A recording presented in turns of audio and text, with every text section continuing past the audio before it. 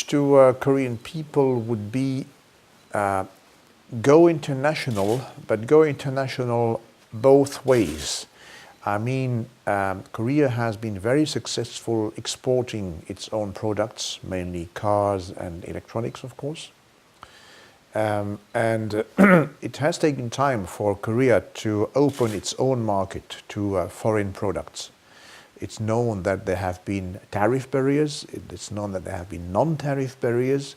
So in a way, for many decades, your economy has been quite protective. Now it's changing gradually. The implementation of the free trade agreement with the United States on the one hand and with Europe and a number of countries on the other hand have opened your economy to foreign products, and this really I accept and I welcome very much. So continue to open your markets and your culture and your minds and your literature and your traditions and so on to foreign influence or to foreign input. Well, of course, Belgium is much smaller than the United States or than Britain or France or Germany. Belgium has only 11 million inhabitants compared to France that has 60 million, Germany has more than 80 million, and the United States has, 250,000 million. So obviously it's a small country. But it's an interesting country in this way that it has been created in 1830, so it's quite a young country measured compared to France, for example.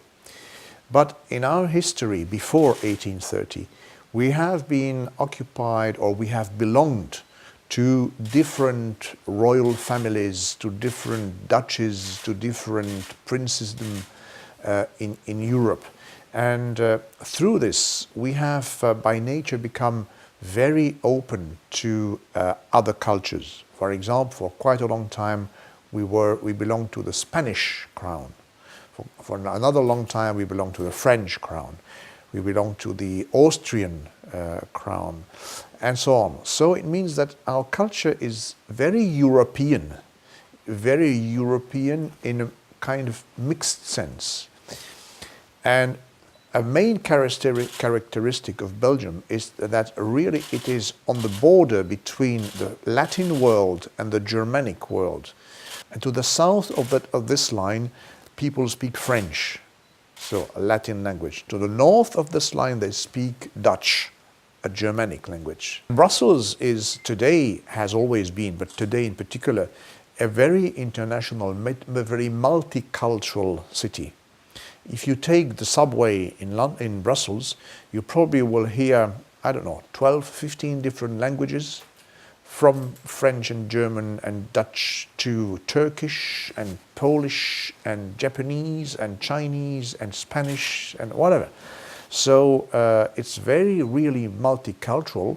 It's a kind of melting pot, yes, you could say kind of melting pot. But the difference with the United States is that not everybody gets molded in the American model. But everybody can keep more or less its own identity, and people live together in peaceful harmony. So I would say this is, I think, the riches of my country.